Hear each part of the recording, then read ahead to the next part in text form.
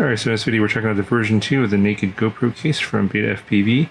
This updated version is made of injection molded plastic. It's just two pieces here, a front and a back, and it should make everything fit more precisely, so you don't have any shims or other printed parts that you have to worry about. It should be easier to put together, and it should also be a little bit lighter compared to the old version. The version 1 here, you see it's got the carbon plate plus the TPU part in the back. So we're just going to take this apart, pull the board out along with the BEC, which is already attached, and then we'll put that into the new case. And you only have a few screws here to worry about. So you have 8 long screws. You have, I think these are 8mm. You have 2 silver 5mm screws, and then 1 small, tiny 4mm screw here, and then you have this little LED clear plastic piece here for the LED light, so the light will pass through that. And then they did send along a BEC board. This is the version 1.1 of the board. I already have those installed on my GoPro, so I won't be replacing it. Now if you get the just the case by itself with the screws, I think it's like $5 to upgrade. If you get the case plus the BEC board, I think it's like $14. Along with the version 2 case, they have a new mount here that's printed in TPU. This is for their version 2 of the 95X and 85X, which they've now converted into pusher format. I will have a video on the 95X later with the GoPro on there. I'm going to have a video first with the Insta360 Go. I think right now they're having a promotion. I think you can get the Insta360 Go right now for like $40 or $45 off, so it's a pretty decent deal if you're looking to get one of those. But that'll be later. But for this video, we'll just go ahead and pull the parts out of the version 1 GoPro Lite and put them into the new case. Okay, so this is how much the version 1 weighs, and it's coming in at 28.3 grams. So we'll see how much it weighs after we move it over to the new case. Okay, so I've removed my main board and camera and BEC board from the version 1. And if you are doing this, if you don't have a version 1, if you're doing this from scratch, check out my previous video on how to decase a GoPro Hero 6. There's some instructions there. And then you probably want to get the version 1.1 of the BEC board if you have the version 1.0, just because the version 1.1 has the shims or the little spacers that will keep the board flat. I think those in conjunction with this case will make this nice and secure. So all you need to do is, this is the front part here, and we just need to get this lens in here like so. Yeah, actually this is going to be really easy to put together compared to the version 1. Yeah, it just sits in there really nice. There's nothing to fiddle around with. And now we just have to get some screws in here. So we'll start off with the smallest screw here. This is the 4mm screw. It's going to go in this hole right here.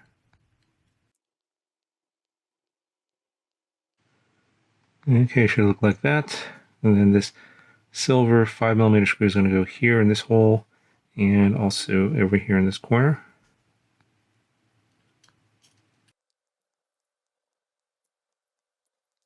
Now this plastic is a kind of a softer plastic, so you don't need to over tighten it. You might strip it out, so just be careful of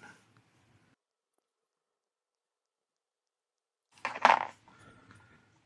Okay, so we got the 2 5mm screws in now. Now we got to take 2 of the longer 8mm screws, and then we're going to put one over here and one over there. That's going to hold the lens module in place.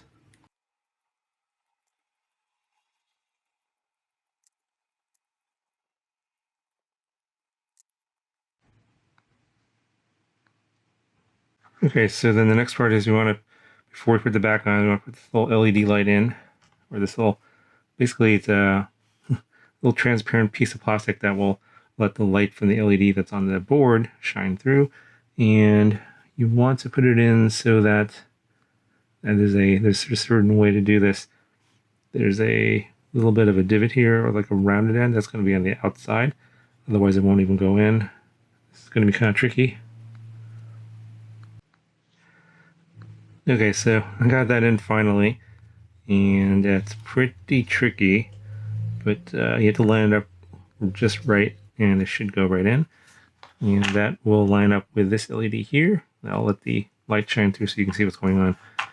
Now on mine, I'm using the solder pads here for the power instead of the connector. The case will come with the 3-pin connector for your flight controller if you want to set that up, but I only use it for power, so this is fine. And it does have a hole here to let that through.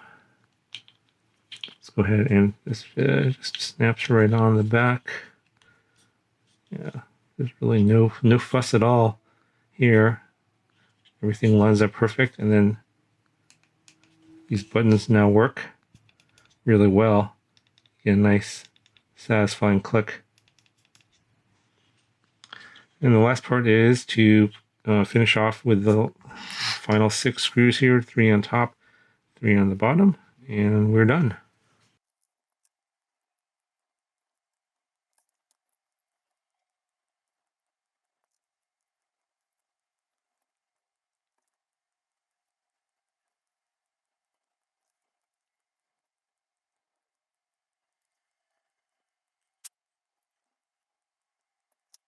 Alright, so there it is all put together, and much easier than the version 1 case to put together.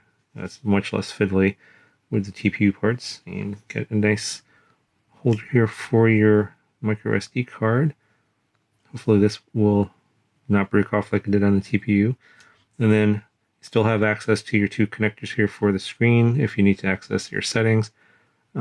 People always ask me what those are, why this a cutout here for that. That's so you can attach those ribbon cables to the screen and maybe set up your Wi-Fi again, for example. But this feels more solid.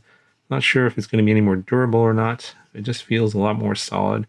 We'll put together a much more refined looking product. And of course, I like the fact that the buttons are working really well. And let's see how much of a weight difference this is. So 28.3, and we're going down to 25.7, so about 2.6 grams. That's pretty significant. Okay, so let's do a quick test here, make sure everything's still working. And we'll just give this a little bit of power.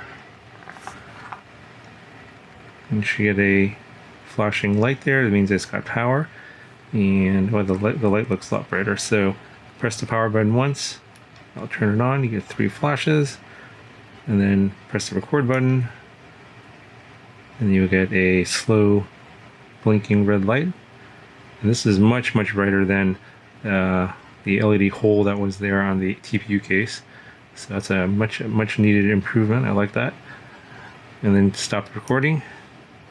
Just press the button, 3 blinks, and the recording has stopped. And long press the power button to turn off the GoPro.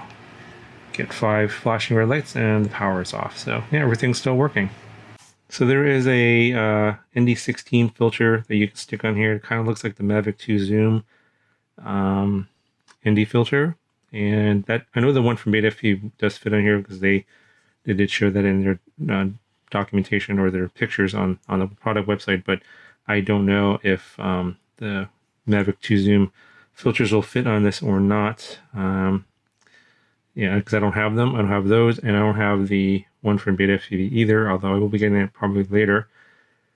However, for the version 1, I made this like ND filter adapter for camera butter ND filters, and I'm gonna have to modify this to work with the new case, and I'll probably do that in a future video.